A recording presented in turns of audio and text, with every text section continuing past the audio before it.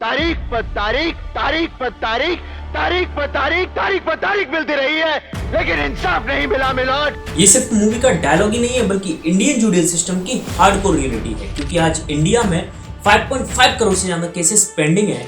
इसके साथ ही India world की नंबर 1 कंट्री है जहां पर इतने ज्यादा पेंडिंग केसेस हैं।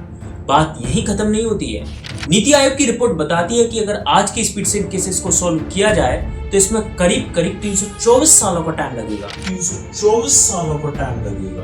मतलब आज कोर्ट में जिस केस की सुनवाई हो रही है तो शायद उसका फैसला आपको नहीं बल्कि आपके बेटे या फिर आपके पोते को सुनना पड़ सकता है।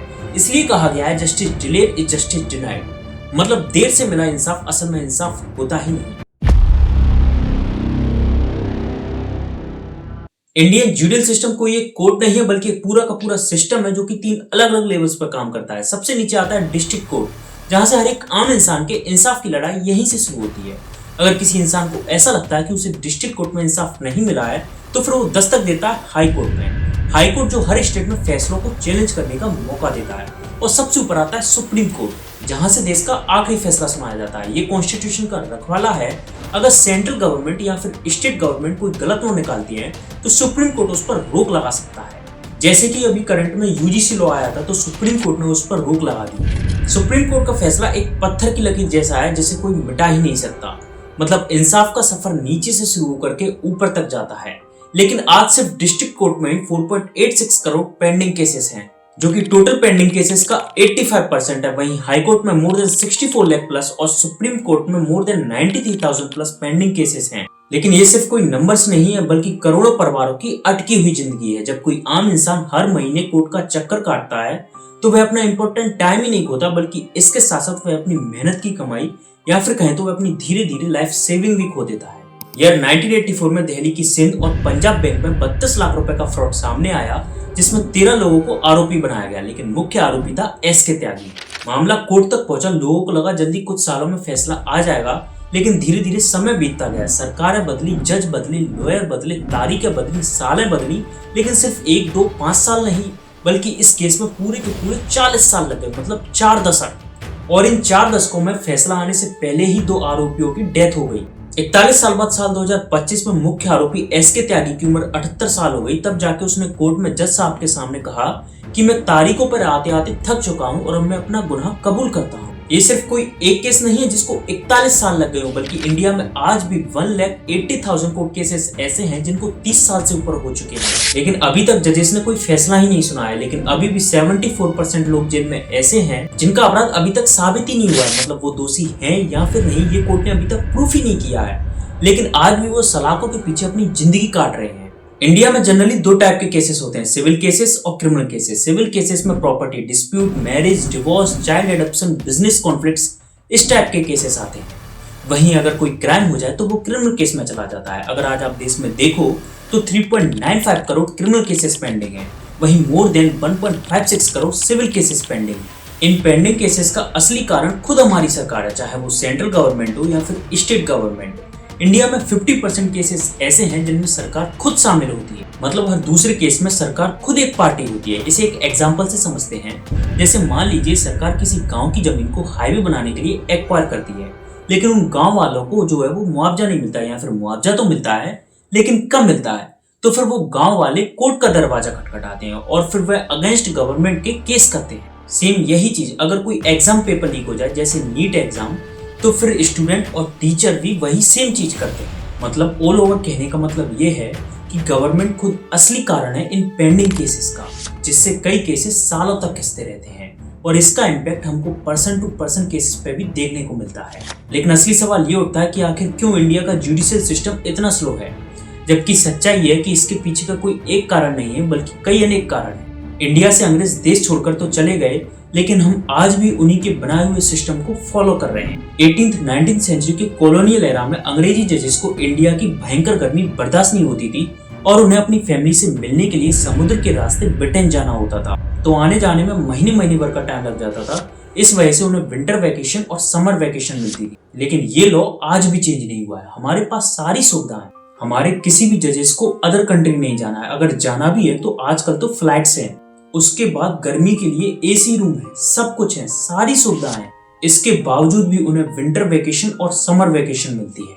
इंडिया में सुप्रीम कोर्ट अप्रॉक्स एक साल में 160 से 170 दिन ऑफ रहता है, वहीं हाई कोर्ट 150 से 160 दिन और लोअर कोर्ट 110 से 120 दिन ऑफ रहता है। बाकी ये इंडियन जुडिशियल सिस्टम आया कहां से, इसकी बात करेंगे हम वीडियो के लास्ट में। तब तक वीडियो में बने रहिए।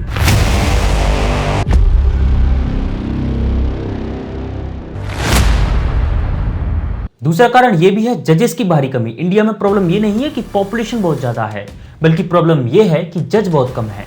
147 करोड़ की आबादी वाले इस देश में हर 10 लाख लोगों पर तकरीबन 22 जजेस ही हैं। लेकिन इसमें भी आप हैरानी की बात यह देखिए कि गवर्नमेंट ने तो 22 जजेस को सेक्शन किया है, बल्कि एक्चुअली में रियलिटी ये है कि हर 10 लाख लोगों पर टोटली 14 जजेस ही वर्क कर रहे हैं। ईयर 1987 में लॉ ऑफ कमीशन ने अपनी रिपोर्ट में बताया था कि अगर इंडिया को अपना जुडिशरी सिस्टम ठीक से चलाना है तो हर 10 लाख लोगों पर करीब 50 जज तो होना ही चाहिए। लेकिन इतने सालों बाद भी हम उस टारगेट के आधे तक भी नहीं पहुंच पाए। वहीं अगर अदर कंट्री से कंपेयर किया जाए तो इंडिया उन कंट्रीज के आसपास तक भी नहीं है। यूरोप में हर 10 लाख लोगों पर तकरीबन 210 जज हैं और वहीं यूएसए में तकरीबन 150 जज। यूएसए और यूरोप जैसी कंट्री में मोस्ट ऑफ केसेस 3 महीने से लेकर के 1 साल के बीच में ही सॉल्व हो जाता है। लेकिन हमारे यहाँ तो 1 साल ऐसे है जैसे कि केस अभी तो स्टार्ट हुआ है। हमारे यहाँ किसी भी केस को सॉल्व करने के लिए मिनिमम ऑन एवरेज 7 से 8 साल तो लगे ही जाते हैं। लेकिन इससे भी बड़ा सवाल ये उठता है कि आखिर इंडिया में जजेस की कमी हो क्यों रही है। इसका सबसे बड़ा कारण है collegium system versus central government. India में जो भी जजेस की अपॉइंटमेंट होती है वो कोलिजियम सिस्टम के जरिए होती है। कोलिजियम सिस्टम एक ऐसा सिस्टम है जहां पर जज ही जज को चुनता है, लेकिन इसमें दखल देती है सेंट्रल गवर्नमेंट। जब सेंट्रल गवर्नमेंट अपने नाम भेजती है तो कोर्ट उसे रिजेक्ट कर देता है, और जब अपना कोर्ट रिजेक्ट नाम देती है तो सेंट्रल गवर्नमेंट महीनों तक चुप बैठी रहती है। इस वजह से फाइलें सालों तक लटकी रहती हैं और जजेस की ज्वाइनिंग डिले ही होती जाती है। दूसरी चीज ये भी है कि हाई कोर्ट और लोअर कोर्ट में हजारों जजेस की पोस्ट सेक्शन है। मतलब गवर्नमेंट ने माना है कि यहाँ पर जजेस की जरूरत है और इसके लिए बजट भी कंफर्म है, लेकिन यहाँ पर वैकेंसी खाली डली हुई है। और तो और एक और चौंकाने वाली रिपोर्ट सामने आई है कि उत्तराखंड में अप्रैल 2025 में किसी भी लॉयर ने हायर जुडिशियल सर्विस एग्जाम में एडीजी पोस्ट का एग्जाम ही क्लियर नहीं कर पाया। वहीं उड़ीसा में फरवरी 2025 में किसी भी लॉयर और ऑफिसर ने डिस्ट्रिक्ट जज का एग्जाम भी क्लियर नहीं कर पाया। मतलब जो सारी की सारी वैकेंसियां थी वो खाली रहीं। वहीं अभी करंट में डिस्ट्रिक्ट कोर्ट में 5000 प्लस, हाई कोर्ट में 321 और सुप्रीम कोर्ट में सिर्फ 1 वैकेंसी खाली है। अब जरा खुद सोच करके देखिए, जब हमारे देश में जजेस की इतनी सारी कुर्सियां खाली हो और फाइल्स भरी हो तो क्या किसी भी केस का फैसला जल्दी आ सकेगा। और यहीं से शुरू होती है इंडिया की सबसे बड़ी प्रॉब्लम, तारीख पर तारीख, तारीख पर तारीख। हमारे यहाँ किसी भी केस को सॉल्व करने के लिए 3 लोग इंपॉर्टेंट होते हैं। पहला जज, दूसरा लॉयर और तीसरी पुलिस। जजेस कम है ये तो हमने जान लिया, लेकिन क्या आप जानते हैं कि कोर्ट में केस लड़ने वाला वकील कई बार केस को खत्म ही नहीं होने देता। लॉयर चाहता है कि हर केस लंबे से लंबा चले और वो हर एक हियरिंग पर कुछ ना कुछ रीजन निकाल ही लेता है। कभी डॉक्यूमेंट्स कंप्लीट नहीं होते, कभी लॉयर तैयार नहीं होते, कभी स्ट्रेटजी के नाम पर टाइम ले लिया जाता है और हर बार उस मजबूर इंसान को मिलती है तो सिर्फ एक तारीख। ये सिलसिला महीने या 2 महीने तक नहीं चलता, बल्कि सालों साल तक चलता है। हर तारीख पर वो आम इंसान कोर्ट आता है, लॉयर को पैसे देता है और बदले में सिर्फ ले जाता है तो सिर्फ एक तारीख। धीरे धीरे आम इंसान की सेविंग खत्म हो जाती है और केस अभी भी तारीखों पर चल रहा होता है। यही वजह है कि आज तारीख पर तारीख ये कोई सिस्टम नहीं है, बल्कि ये एक बिजनेस बन चुका है। हमारे इंडिया में किसी भी केस की स्टार्टिंग जज या कोर्ट या फिर लॉयर से नहीं होती, बल्कि पुलिस इन्वेस्टिगेशन से होती है। और अगर शुरुआती धीमी हो तो फिर अंत कैसे जल्दी हो सकता है। कई केसेस में एफआईआर होने के बाद इन्वेस्टिगेशन में ही महीनों का टाइम लग जाता है और फिर एविडेंस कलेक्ट करना, विटनेस ढूंढना, स्टेटमेंट लेना, और इसमें ही 4-5 महीने लग जाते हैं। और जब तक चार्जशीट कोर्ट में जाती है तब तक केस पहले ही धीमा पड़ चुका होता है। कई बार एविडेंस टाइम पर नहीं मिलता या फिर वीक होता है तो कोर्ट में केस और लंबा खिंचता है। मतलब कई केसेस कोर्ट में नहीं बल्कि इन्वेस्टिगेशन में ही अटक जाते हैं।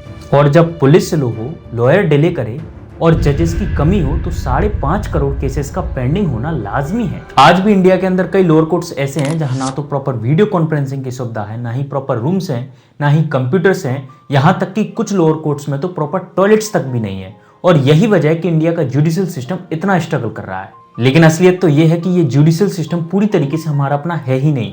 इसकी शुरुआत हुई थी 18th सेंचुरी में, जब ब्रिटिश ईस्ट इंडिया कंपनी ने इंडिया के अंदर अपना कंट्रोल बढ़ाना शुरू किया।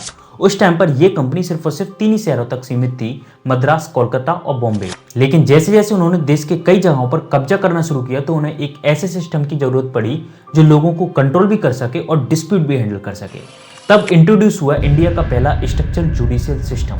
ईयर 1772 में वैरेन हेस्टिंग ने इंडिया में पहली बार स्ट्रक्चर कोर्ट सिस्टम को इंट्रोड्यूस किया, जहां पर पूरे इलाकों को जिलों में बांट दिया गया और हर जिले में कोर्ट्स बनाए गए। सिविल केसेस के लिए बनाई गई दीवानी अदालत, जहां पर जमीन, पैसे, परिवार और प्रॉपर्टी से रिलेटेड केसेस को सॉल्व किया जाता था। वहीं क्रिमिनल केसेस के लिए बनाई गई फौजदारी अदालत, जहां पर क्राइम से रिलेटेड इश्यूज को सॉल्व किया जाता था। सुनने में ये सिस्टम बहुत ही ऑर्गेनाइज लगता है, लेकिन ऐसा बिल्कुल भी नहीं है। जबकि रियलिटी है कि ये सिस्टम किसी को न्याय देने के लिए नहीं, बल्कि ब्रिटिश एम्पायर को पावरफुल बनाने और उनका पूरे देश पर कंट्रोल बनाने के लिए बनाया गया था। लेकिन इंटरेस्टिंग बात यहाँ पर ये सुनिए कि उस टाइम पर सिविल केसेस के फैसले कलेक्टर सुनाता था और कलेक्टर को जस्टिस का जे भी नहीं पता होता था, क्योंकि कलेक्टर जो है वो ब्रिटिशर्स के होते थे, तो उन्हें उस टाइम पर ये नहीं पता था कि क्या यहाँ पर रिलीजन है और यहाँ पर क्या सिस्टम चलता है। इसलिए उसने अपने दोनों साइड, हिंदू रिलीजन से पंडित और मुस्लिम रिलीजन से काजी या फिर कहें तो मौलाना बैठा रखे थे, जो उसे बताते थे कि हमारा धर्म ये कहता है और इसके अकॉर्डिंग ये सजा होना चाहिए या फिर इसके अकॉर्डिंग ये सॉल्यूशन होना चाहिए। वहीं क्रिमिनल केसेस के लिए काजी और पंडित ही फैसला सुनाते थे, लेकिन अपर कलेक्टर की नज़र उन पर रहती थी। उस टाइम पर कलेक्टर के हाथ में इतनी पावर होती थी कि वही टैक्स भी लेता था, वही कंट्रोल भी करता था और वही फैसले भी सुनाता था। तो जहाँ पर पावर ज़्यादा है वहाँ करप्शन भी ज़्यादा है। और फिर धीरे धीरे ये कलेक्टर्स काफ़ी ज़्यादा करप्ट होने लगे, और जब ये खबर लंदन पहुंची तो कलेक्टर्स को हटा दिया गया और कोर्ट्स के केसेस जल्दी जल्दी बढ़ने लगे। लोगों को जस्टिस मिलने में देरी होने लगी। हालत इतनी खराब हो गई कि कई लोगों ने कोर्ट जाना ही बंद कर दिया, क्योंकि कोर्ट जाने का मतलब था समय की बर्बादी, पैसे की बर्बादी और सालों तक इंतजार। यानी जो प्रॉब्लम आज हम देख रहे हैं वो आज से नहीं है, बल्कि 250 साल पहले से है। ईयर 1947 में जब हमारा देश आज़ाद हुआ तो हमने कॉन्स्टिट्यूशन तो बदला, लेकिन हमने जुडिशियल सिस्टम और उसके केस लड़ने का तरीका नहीं बदला। सिर्फ डिजिटल कोर्ट्स बनाने से कुछ भी नहीं होगा। जब तक नंबर ऑफ जजेस नहीं बढ़ेंगे और ये तारीख पर तारीख वाला बिजनेस बंद नहीं होगा, तब तक ये नंबर ऑफ पेंडिंग केसेस ऐसे ही बढ़ते जाएंगे। और हाँ, एक बार फिर याद रखिए, justice delay is justice denied, मतलब देर से मिला इंसाफ असल में इंसाफ होता ही नहीं।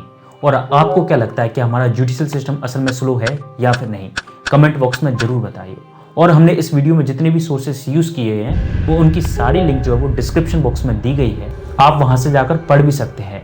और अगर ये वीडियो पसंद आई हो तो वीडियो को लाइक कर दीजिए और चैनल को सब्सक्राइब कर लीजिए। मिलते हैं ऐसी ही अगली वीडियो में।